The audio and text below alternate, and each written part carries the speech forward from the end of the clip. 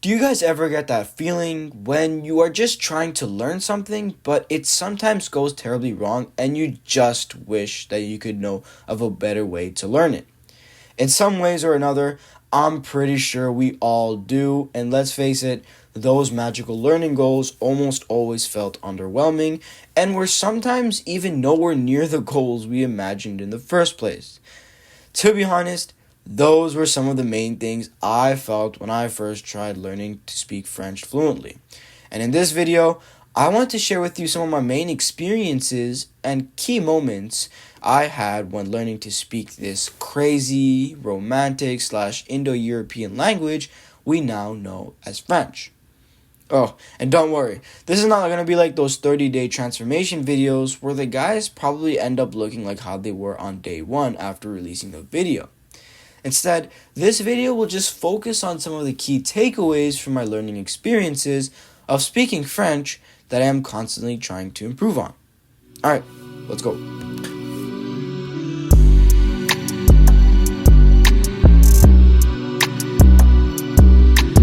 One of the main key moments that I've had, and I'm still kind of having, is my struggles with pronouncing French words or letters.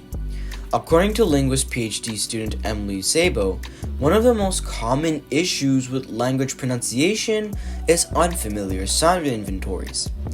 This basically means that different languages use different sounds, think consonants and vowels. And this is especially true for French, where there are 10 oral vowel sounds, 3 nasal vowel sounds, 3 semi-vowel sounds, and 18 consonant sounds.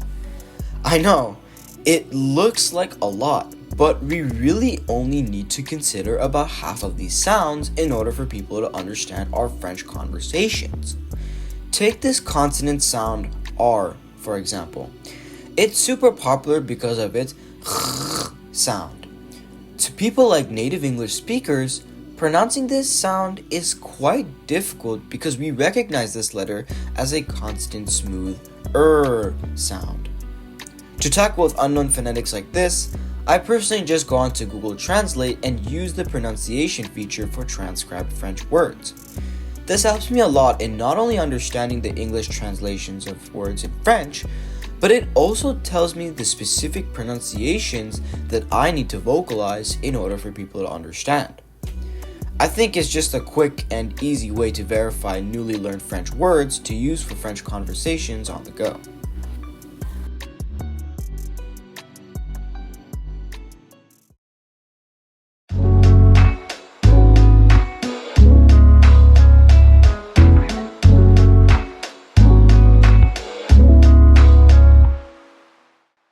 This key moment has offered me many remarkable insights into the people who genuinely speak the French language and their lifestyles.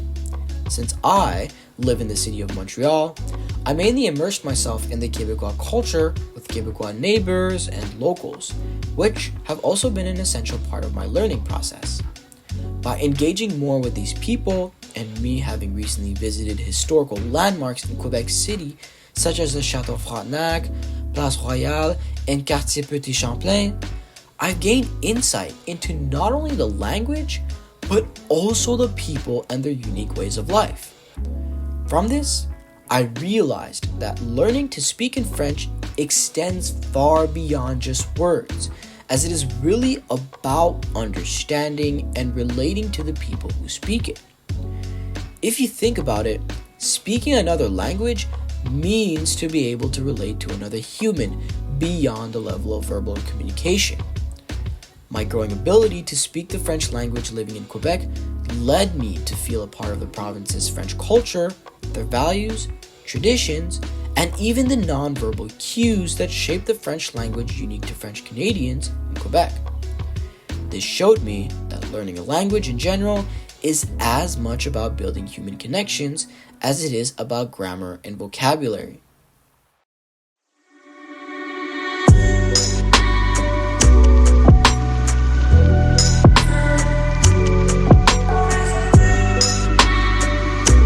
And speaking of communicating with people in French, one of the most effective learning strategies I've adopted is prioritizing speaking practice over just reading and memorizing vocabulary. You see, I used to think that by reading French news articles and short stories, I could quickly use newly learned words and simply use them in real French conversations. However, I soon realized that this approach wasn't as effective when I found myself struggling to communicate with my French peers and locals.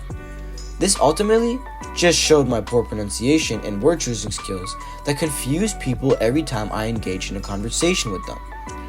Thus, I decided to shift my learning through active speaking instead, which significantly improved my speaking skills not only through frequent French class participation and conversation, but also by communicating with ChatGPT's GPT-4o Voice AI feature, an artificial intelligence assistant that is available on mobile apps.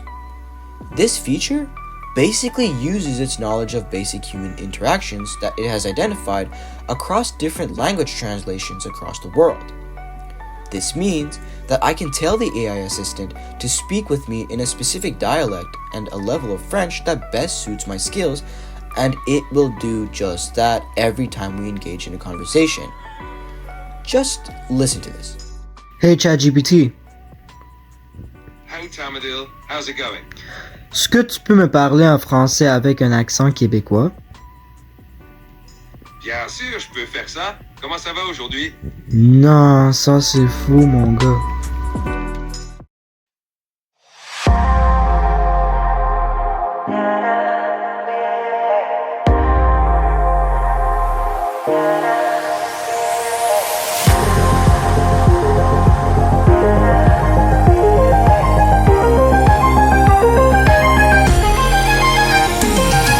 Learning to reflect on and grow from my mistakes has also been a crucial part in my journey to speak French fluently.